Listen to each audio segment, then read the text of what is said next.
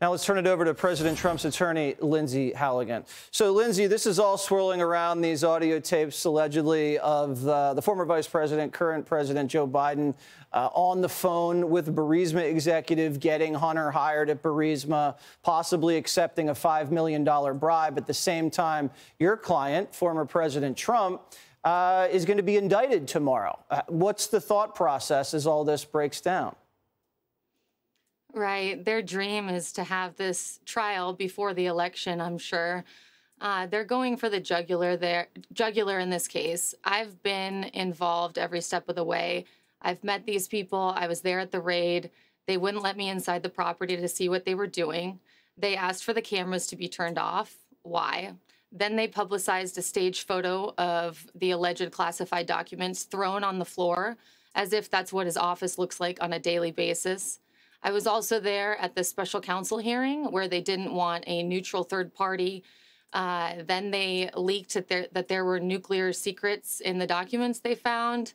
Then they compelled attorneys' testimonies, and Judge Howell eviscerated the most sacred privilege we have, attorney-client privilege, allowing the Department of Justice to question one of President Trump's attorneys about his privileged communications with the president. Then they ostensibly scoffed at our allegations of prosecutorial misconduct, which this investigation has been riddled with from the beginning. Now they indicted him. I don't think they'll stop here. They have one shot to block him from the White House, and make no mistake, their goal is to put him in prison. So it's time for battle, and hopefully we'll win. What does that mean, it's time for battle? What should we expect tomorrow and the next day? Tomorrow will just be a quick procedural proceeding. The president will plead not guilty because he's not guilty. Then, because the government is watching this, I can't go into our defense strategy, but there's lots of issues in this case, and lots that we can do to hopefully expose the prosecutorial misconduct. And we have all hands on deck.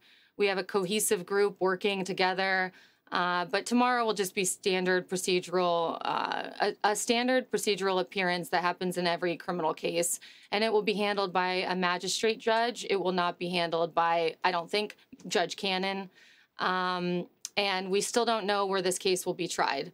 It could be tried in Miami. It could not be. All right. Lindsey, thank you so much for joining us. Thank you. Hey, Sean Hannity here. Hey, click here to subscribe to Fox News YouTube page and catch our hottest interviews and most compelling analysis. You will not get it anywhere else.